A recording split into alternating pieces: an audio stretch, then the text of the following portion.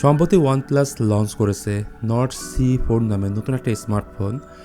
এই ফোনে থাকছে 120 hertz AMOLED display, Snapdragon 7 Gen 3 chipset, Sony Lytia sensor এবং 5500 mAh ব্যাটারির সঙ্গে থাকছে 100 ওয়াটের চার্জার।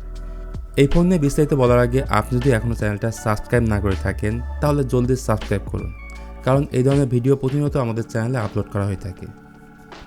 শুরুতে বক্স কন্টেন্ট হিসেবে থাকছে একটা beautiful back cover, user manual, 100 ওয়াটের চার্জার এবং type A to type C কেবল। একদমই সিম্পল একটা ডিজাইন, অনেকের কাছেই ভালো লাগবে, আবার অনেকের কাছে ভালো নাও লাগতে পারে। এর বডি ফ্রেম এবং রেয়ার প্যানেল দুটাই পলিকার্বনেট প্লাস্টিকের তৈরি। 5500 mAh ব্যাটারি থাকার পরেও এই ফোনের ওজন 186 গ্রাম এবং থিকনেসও অনেক কম, মাত্র 8.4 মিলিমিটার। IP54 এর রেটিংয়ের পাশাপাশি এই ফোনে থাকছে ডুয়েল স্টেরিও স্পিকার, পোর্ট এবং বাটনের ক্ষেত্রে মোটামুটি সব কিছুই আছে। তবে যারা OnePlus ইউজার তারা একটি জিনিস হয়তো মিস করবেন, alert slider button.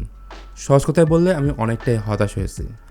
Two be honest, যে প্রাইসে ফোনটা লঞ্চ হয়েছে সেই হিসেবে অবশ্যই থাকা উচিত ছিল গ্লাস ব্যাক এবং অ্যালার্ট স্লাইডার বাটন।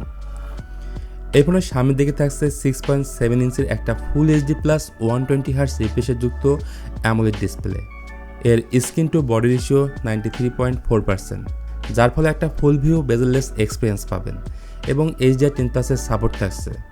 আর এটা যেহেতু 10 বিট ডিসপ্লে তাই 1 বিলিয়ন কালার প্রডিউস করতে পারে। সেই সাথে 1100 নিটসের মতো পিক ব্রাইটনেস আছে। ডিসপ্লের উপরে থাকছে ইন ডিসপ্লে ফিঙ্গারপ্রিন্ট সেন্সর। সব মিলে এই ডিসপ্লেকে নিয়ে কমপ্লেন করার মতো কিন্তু কোনো জায়গা নেই, যথেষ্ট ভালো একটা ডিসপ্লে। প্রসেসর হিসেবে এই ফোনে থাকছে 4 ন্যানোমিটারের কোয়ালকম স্ন্যাপড্রাগন 7 Gen 3, আর এই প্রসেসর TSMC ফেব্রিকেশনে তৈরি করা, সো এটা খুবই পাওয়ার এফিশিয়েন্ট এবং পাওয়ারফুল একটা চিপসেট। দুইটা ভ্যারিয়েন্টের সাথে এই ফোন লঞ্চ হয়েছে 8128GB এবং 8256GB। র্যাম টাইপ LPDDR4X এবং UFS 3.1 হচ্ছে এর স্টোরেজ টাইপ। আন্তত স্কোর ব্যাপারে বললে 8.5 লাখের মতো স্কোর পাওয়া গেছে, সো বুঝতে পারছেন ভারী গেম আপনি খেলতে পারবেন 60 FPS-এ। সফটওয়্যার সেকশনে এই ফোনে out of the box Android 14 থাকছে।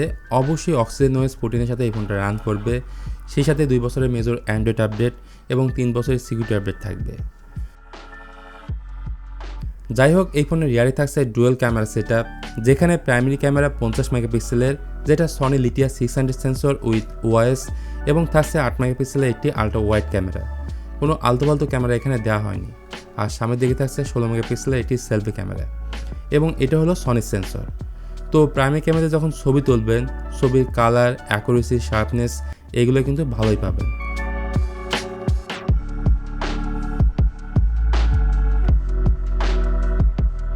এছাড়া রিয়ার ক্যামেরা দিয়ে ভিডিও রেকর্ড করতে পারবেন 4K 30 FPS-এ। আমার মনে হয়েছে এই ফোনের সব থেকে স্ট্রং পয়েন্ট হচ্ছে কিন্তু এই ফোনের ব্যাটারি ডিপার্টমেন্ট। 5500 mAh ব্যাটারি থাকার পাশাপাশি এই ফোনে থাকছে 100 ওয়াটের চার্জার, যা দিয়ে এই ফোনটাকে 0 থেকে 100% চার্জ করা যায় মাত্র 29 মিনিটে। তো প্রাইস নিয়ে বললে ইন্ডিয়ান মার্কেটে এই ফোনটা দুইটা ভেরিয়েন্টের সাথে লঞ্চ হয়েছে। 8128-এর দাম হচ্ছে 25,000 রুপি এবং 8256GB'র দাম হচ্ছে 27,000 রুপি। তো বাংলাদেশ মার্কেটে এই ফোনটা আনঅফিশিয়ালি এই মাসে দেখতে পাবেন, যার দাম হতে পারে 40,000 টাকার আশেপাশে। তো ওভারঅল কিছু কিছু দিক থেকে এই ফোনটা আপনার কাছে ভালো নাও লাগতে পারে।